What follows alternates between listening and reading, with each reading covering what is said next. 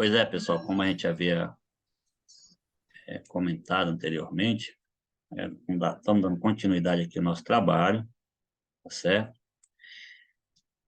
E os critérios, né, para fazer as amostragens é esse, quantidade de toneladas. Até 15 toneladas você vai fazer 5 amostragens, né? Sem tirar 5 amostras, na verdade. E de 15 a 30, 8 amostras.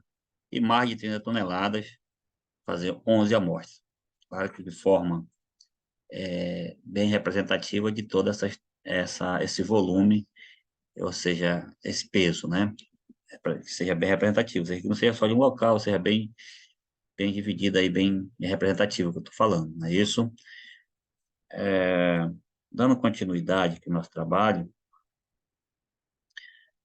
agora, a partir desse momento, nós vamos é, passar a bola para o meu amigo Mailo Gomes Vilhena, que vai falar um pouco exatamente da aplicabilidade desse trabalho de classificação. Foi um trabalho que a gente fez na prática, no laboratório, e aí o Mailo vai especificar melhor, ficou para ele essa parte de falar exatamente do nosso trabalho de amostra lá. Mailo, fica à vontade. Opa, estão me escutando bem? Muito bem, Mailo. Então tá, vamos lá. Pois é, pessoal, depois dessas explicações aí do nosso amigo Dessanhes, do DUOI, muito bem explicado aí a questão do mídia, armazenagem, tudo. Então partimos para a aula prática que foi proposto pela professora Alana, né? Alana Carim, que foi a gente conseguir amostras daqui do município e fazer essa classificação.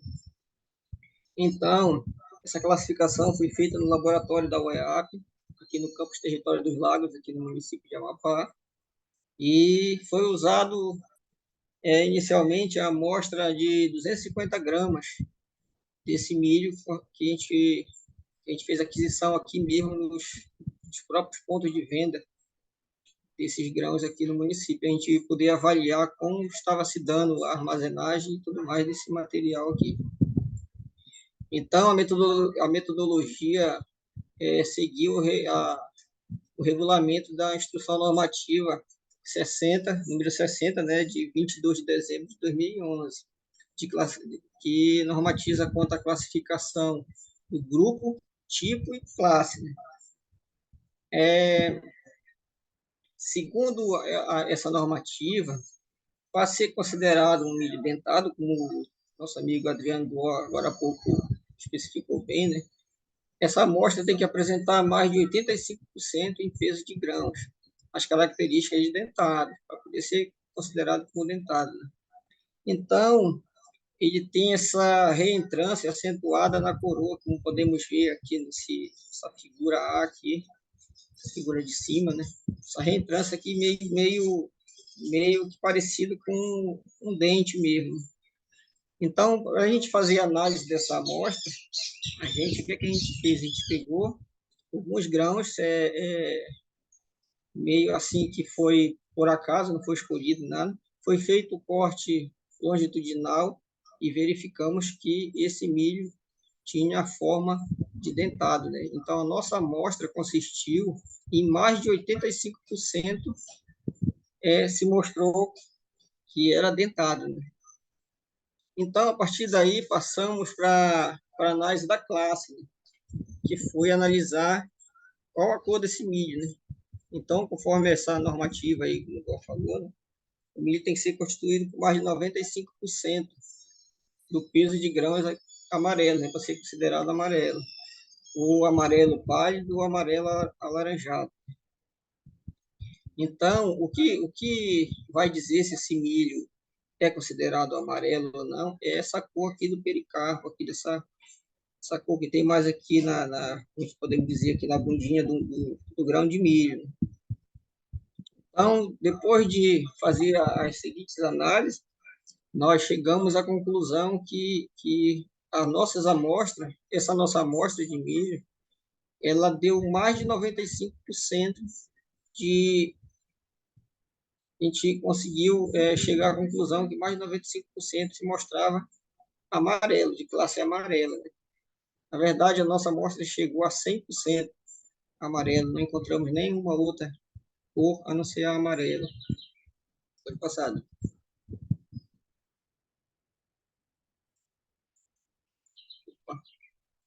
Bom, então, a partir daí, depois da gente conseguir definir o grupo, a classe, a gente passou a analisar a classificação quanto ao tipo. Para a gente fazer essa classificação, a gente usou 3 peneiras, que aqui na imagem A está bem retratada aqui, a imagem que o nosso amigo Adriano Dó fez. Nós temos aqui a peneira de número 4, a peneira de número 10 e a peneira de número 40. Então, essa peneira que tá, essa amostra que está aqui nessa figura A, aqui, essa amostra de milho, como vocês podem ver, é o milho que ficou na classificação de boa qualidade, aqui que consistiu em 98,056% da nossa amostra. Foi de boa qualidade. Aqui na figura B, nós temos aqui os milhos ardidos, né? Então, essa nossa amostra aqui teve um teor de apenas 0,586% de ardidos. Esse milho, uma avaria maior assim. Na imagem C, são os carunchos, né? Os milhos carunchados. Nessa nossa amostra, nós conseguimos obter apenas 0,13% desses milhos com caruncho, carunchado. Aqui na imagem E, nós temos aqui os avariados. Mas sim, os avariados, que são os avariados? Os avariados são nada mais que o somatório aqui desses ardidos, dos mofados, dos carunchos. Nós vamos chegar aqui a esses avariados, né? Que deu aí 0,866% só. Então, tivemos também uma impureza de 0,18%, que são impurezas. São galhos, resto de folha, podemos dizer assim. São tudo aquilo que não faz parte do milho, né, do grão de milho. Passado. A classificação quanto ao tipo, né? Os dados obtidos aqui como se fosse um resumo, né, dos dados obtidos na nossa análise. Então, temos aqui os produtos, né, que é aqui com boa qualidade, ardidos, carunchos, mofos, quebrados, avariados e as impurezas, né? Então, como podemos ver aqui, o peso total da amostra em grama era de 250 gramas. O peso em gramas que a gente conseguiu de amostra de boa qualidade, né, que é o milho que estava ali na peneira, que foi classificada como boa qualidade, deu 245,14 gramas. Os ardidos deu apenas 1,465 gramas. Os carunchos deu apenas 0,325 gramas. Os mofos, 0,375 gramas. E os quebrados, 2,24 gramas. Os avariados, 2,165 e as impurezas apenas 0,455. Em percentual, nós chegamos à amostra que se mostrou com uma boa qualidade de milho, 98,056% da nossa amostra era milho de boa qualidade.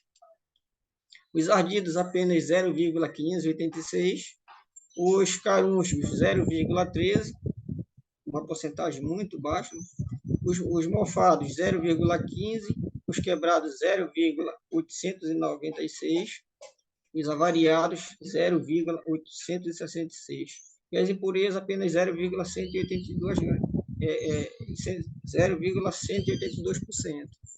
Isso foi o resultado da nossa análise. Pode passar. Bom, quanto à nossa classificação do milho analisado, né, quanto ao tipo, nós chegamos à conclusão que a nossa amostra que nós conseguimos aqui no município está até de boa qualidade, né? Chegamos à conclusão que o milho que a gente analisou tá enquadrado aqui no tipo 1, né? Por conta de que os grãos avariados e ardidos foi apenas de 0,586%. Então, para ser considerado tipo 1, a normativa fala que não pode ultrapassar 1%. Então, nós vimos aqui que não chegou a 1%. Aqui os grãos quebrados, 0,869, 896, quer dizer, 0,896. Então, a normativa fala que os quebrados não pode ultrapassar 3%. Então, aqui não chegou nem a 1%, né, de quebrados. Matérias estranhas e impurezas. Vimos aqui que tem apenas 0,182%, né, e não atingiu 1%, né, que a normativa fala que não pode ultrapassar 1%. Né, então, está dentro do parâmetro. Né. E os carunchos 0,13. Então, para ser considerado tipo 1, não pode passar de 2%. Então, nós não chegamos nem a 1%. Então, nós chegamos à conclusão que essa amostra que nós obtivemos aqui no município, ela atendia o regulamento para ser tipo 1. Então, nós ficamos até surpresos, né, de ver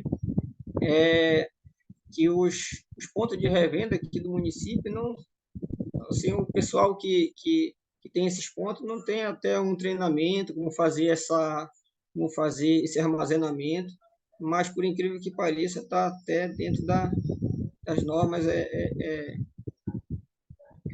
Chegamos à obtenção desses parâmetros aí e vimos que estão até atendendo a norma. Está dentro se enquadra como tipo 1, essas amostras de milho. Pode passar, né? Milo, sem contar que aí, nós tiramos a umidade, né? E andou longe de 14%, acho que está 1,56% nossa umidade, isso. né? Então, Vamos ver se mais na frente aí tem. pois é, beleza. Aqui, aí depois de nós verificarmos o grupo, classe e o tipo, né? Aí partimos então para analisar o teor de umidade, né? Como o nosso amigo Dó estava comentando agora há pouco. Então, aqui nessa figura 10, né, é a retirada de umidade do milho, da amostra, né? Aqui a imagem nós temos a pesagem, né? Foi o que nós fizemos no laboratório. Nós pegamos 20 gramas, 20,055 gramas, e levamos para a balança, né? Pesamos essas gramas, depois levamos para essa máquina aqui, que é a retiradora de umidade. Né? Então, essa amostra, essas 20,055 gramas, passaram-se 10 minutos nessa retiradora de umidade, a 130 graus Celsius. Então, após os 10 minutos, nós chegamos à conclusão que esse milho estava com apenas 1,45% de teor de umidade. Então, estava atendendo aí a norma que diz que o milho não pode ultrapassar 14%, não é isso? Então, foi até que uma surpresa para nós, né? E vemos que aqui no município, essas empresas que fazem a revenda do milho não têm, muitas vezes, um lugar muito adequado, né, para armazenar esse milho. E a gente sabe que o milho ele absorve umidade, né, se não for armazenado no local correto. E se esse milho tivesse ultrapassando esse teor de 14%, teria que voltar, como o nosso amigo Dessan falou lá, aquele silo lá para fazer o controle de umidade. Pode passar.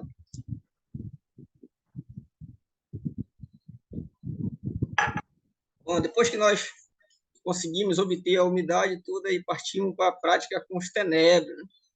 Tenebro molitor. Tenebro molitor é um coleóptero, né? Conhecido no Brasil como o bicho da farinha, muita gente conhece ele como o bicho da farinha. Então, o que foi feito com esses tenebros? Esses tenebros, quem trouxe para nós fazer esse teste foi a professora Alana, né? Trouxe de Macapá. Então, chegando no laboratório, nós pegamos essas 200 gramas do mesmo milho que foi feita essas amostragens, colocamos dentro de um recipiente de vidro transparente, né? Esse recipiente, ele tinha as dimensões de 20 por 20 por 30 de altura, centímetros, que foi a opção que a gente achou para esses tenebros não poder fugir lá do nosso teste, né? Não se evadir de lá. Então, foi colocado nesse recipiente para fazer a amostra. Pegamos 25 gramas de farelo de milho para fazer uma espécie de cama, né, para eles. E deixamos essas larvas lá de tenebra, né? De vez em quando nós íamos lá avaliar para ver como era que estava o andamento desses tenebros lá nesse recipiente. E então, a gente começamos a ver que esses tenebros estavam mudando de forma, né? Podemos dizer assim, estavam evoluindo, né? De lava e já estavam já começando a crescer. Então, esses tenebros passaram lá um período de 10 dias, passaram 10 dias nesse experimento lá para a gente poder ir avaliar eles. Uma passada aí, Doga, qual é o próximo que vem? Tá. Resultado da exposição dos tenebros ao milho, né? Bom, quando passou os 10 dias, né, que nós fomos fazer a retirada desses tenebros, né, e fazer a retirada do milho, e fazer pesagem, todo o procedimento, nós percebemos que eles consumiram dessas 200 gramas, eles consumiram 1,19 gramas. Eles chegaram a consumir esse milho. Então, temos aqui a imagem dos danos causados pelas larvas de tenebro, né? E dessas 200 gramas, como eu falei há pouco, eles consumiram 1,19, eles deixaram 2,4 gramas de milho danificado, que são esses que estão na imagem, aqui ao lado, aqui nessa figura 8. Então, além eles fazerem esse consumo de 1,19 gramas, eles também deixaram alguns milhos danificados, né? Então, aí mostra, a gente consegue ver a importância de um bom armazenamento, porque se esses grãos de milho estiver exposto a ataque de pragas, com certeza o produtor ou o revendedor pode ter um prejuízo muito grande no seu produto final, né? E isso aí gera despesa, gera a pessoa que vai lá comprar vê um milho desse muito avariado, muito atacado por pragas, com certeza ela não vai querer levar esse milho para usar no consumo animal lá. Pode passar. Bom, o estágio do tenebro de tudo. Aqui, como podemos ver aqui, o estágio observado aos 10 dias, né, do experimento. Aqui temos o P1 e o P2, que nós conseguimos ver que a partir dos 10 dias já tinha evoluído já para a fase de pupa, né? Já estavam quase virando besouros. O Doc pode dar uma complementada também, se ele quiser, sobre isso aí. Então, no início do estágio, né? Pupa após os 10 dias do experimento. Então, vimos que esses tenebros se alimentaram desse milho e, por incrível que pareça, não perdemos nenhum e eles estavam indo muito bem, já passando para o estágio de pupa, né? Doc, quer complementar alguma coisa aí nessa parte? Só dizer que nesse caso, esse estágio aí, porque o tenebro, ele tem metamorfose completa, né, Mário? E ele já estava, nesse caso, no último estágio dele, para chegar na fase adulta, né? E aí aí já estava na pupa, daí para frente já chegaria exatamente no coleóptero, né? Que ele é um coleóptero aí. Interessante também que esse coleóptero, o tempo de vida dele varia muito com a alimentação e com a temperatura, né? Mas ele chega a sobreviver mais de 200 dias adulto, né? Então, assim, mas como ele é tipo uma larva que ela consegue se alimentar e dá para fazer as avaliações, foi utilizado por esse critério, o molito, né, o tenebro molito, por ele ser de fácil reprodução a gente conseguir fazer as avaliações com tempo ágil. Por exemplo, nós passamos só 10 dias para fazer essa avaliação aí. Não dava para continuar, porque daí para frente já vai se tornar adulto. Então, muito bacana o trabalho, foi legal. Tá certo? Isso aí esse tenebro, nós tiramos ele do milho de lá, separamos direitinho aí, tiramos ele e limpamos, né, que estava meio que sujo, misturado com aquele pó de milho, aquela coisa, né? E para poder tirar essa foto, viu? Essa foto aí foi uma foto, acho que está bem especificada mesmo aí a fase dessa lava, né? Pulpa, na verdade. Isso. Tudo bem, Mário. Tudo bem, pode passar. Bom, então, depois de tudo isso que a gente viu aí, passamos para a conclusão, né? Segundo Duarte e Matos, Matoso, né, Garcia, os fatores importantes do milho são: o milho tem a sua importância caracterizada pelas diversas formas de sua utilização, que vai desde a alimentação animal até a indústria de alta tecnologia, como nosso amigo Dessan deixou bem explicado, né? Isso aí.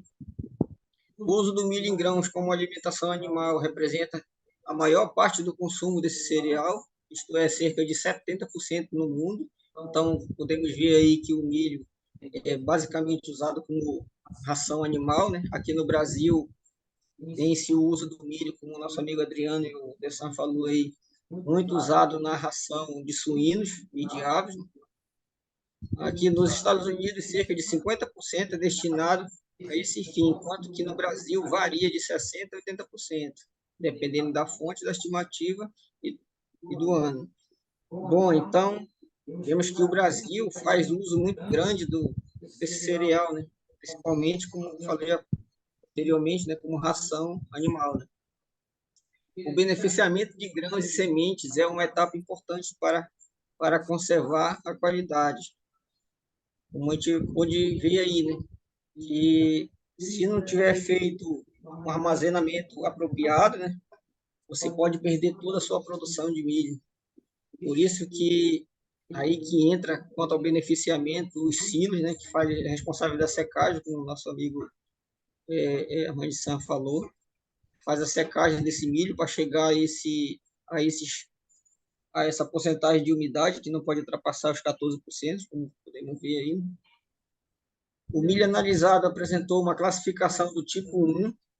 A nossa amostra apresentou uma classificação do tipo 1, do grupo dentado e da classe amarela, com uma umidade de 1,45%. Então, estava bem ótimo até o milho que a gente conseguiu fazer essa amostragem aqui. Apesar do, como eu falei, né, os revendedores não têm um treinamento, não têm um local adequado, mas mesmo assim esse milho estava dentro dos parâmetros, né, dentro do padrão. Houve uma leve relevância, né, uma leve interferência dos tenébrios como de todo no grão de milho no período dos 10 dias em que foi avaliado. Então, a gente percebeu que, apesar de ter sido pouco a influência deles, desses tenébrios, mas mostra a necessidade desse grão ter um armazenamento adequado para evitar até perdas maiores, né? Porque eles foram expostos a apenas 20 tenébrios, né? Mas sabemos que quando tem um ataque de pragas, essa quantidade aumenta muito mais e com certeza o dano vai ser muito maior. Então, pessoal, o nosso trabalho que pôde fazer foi esse aí, uma pequena amostra, né, de como fazer o beneficiamento e armazenamento de grãos, né?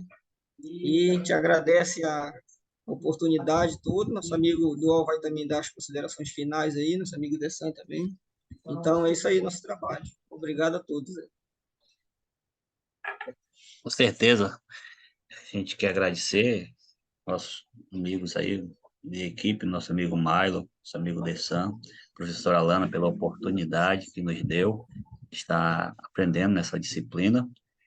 Queria dizer que é sobre o milho, né, o produto em si, nós fizemos um trabalho de pesquisa, além de fazer o trabalho de classificação, nós fizemos um trabalho de pesquisa que foi para identificar a questão taxonômica, a importância, né, sobre o milho e também sobre a classificação e essa interferência do tenebro, né? Fizemos um trabalho de pesquisa e uma coisa que me chamou a atenção é que nosso estado do Amapá é um estado, digamos assim, com uma logística atípica.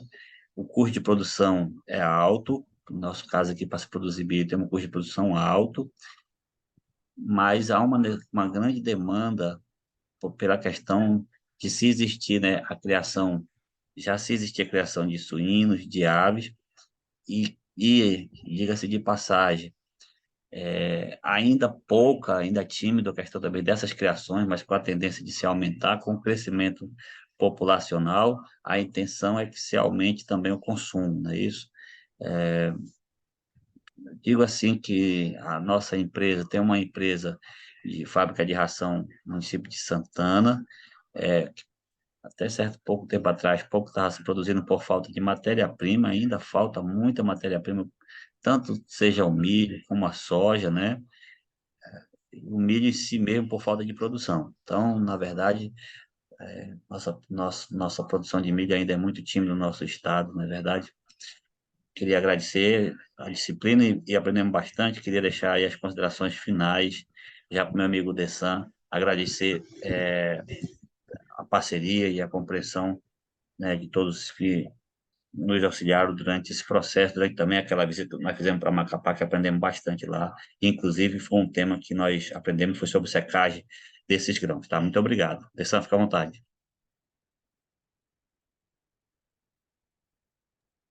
É isso aí, agradecer também ao Adriano, agradecer ao Maidon, a professora Alana, que sempre demonstrou ser uma pessoa incrivelmente inteligente. E esse trabalho mostra a importância de se conhecer o grão, né? Vocês observaram que logo no início nós falamos bem com relação ao grão em si, ao milho, e também conhecer uma das possíveis pragas. Lembrando que essa aí é pós-colheita, né? Tem a situação também das pragas durante o plantio e tal. O certo é que esse foi apenas um estudo, foi um estudo feito que abre um leque para várias outras pesquisas que também podem ser realizadas. Espero que vocês tenham gostado e fiquem todos na paz do Senhor Jesus.